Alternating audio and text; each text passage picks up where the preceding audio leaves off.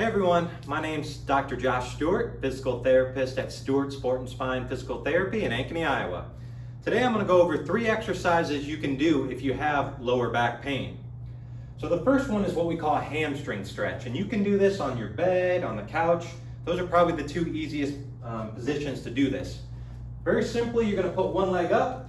The goal is to keep this knee completely straight and keep your back straight. I don't want arching in the back because then you're kind of defeating the purpose of the stretch.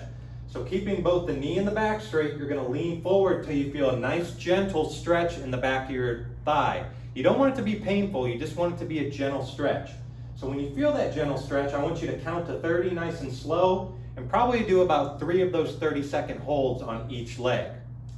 So the next stretch that we're going to do is for your hip flexors. So when you have tight hip flexors, you tend to be in what we call an anterior pelvic tilt position. So as you can see, when my pelvis is tilted forward, that creates some compression forces on the back of your spine, which can potentially be pain generators. So to do this stretch, I would probably recommend you do this on the bed or a higher surface. And you can use a towel, a belt, a bed sheet, whatever you can find at home. You don't need to go buy a stretching strap to do this.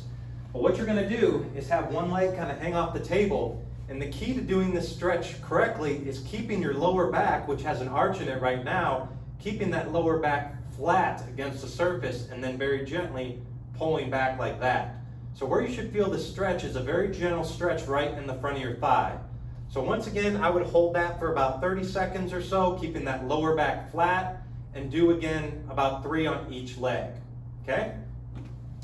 So the last exercise is a movement pattern to kind of decrease compression forces on that lower back, and these are called posterior pelvic tilts.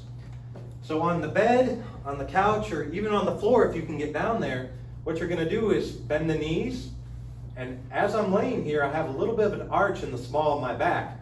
All you're doing with this exercise is trying to eliminate that arch and flatten that back out and hold it for 1, 2, 3, and then just relax. So at home, I'd probably want you to do 20 to 30 of these 3-second holds, 1, 2, 3, just trying to flatten out that curve in your lower back. So all of those 3 exercises I would try to do twice a day. If you're doing these exercises and you're still not really getting anywhere with respect to your lower back pain, go ahead and contact me so we can get you in for a consult.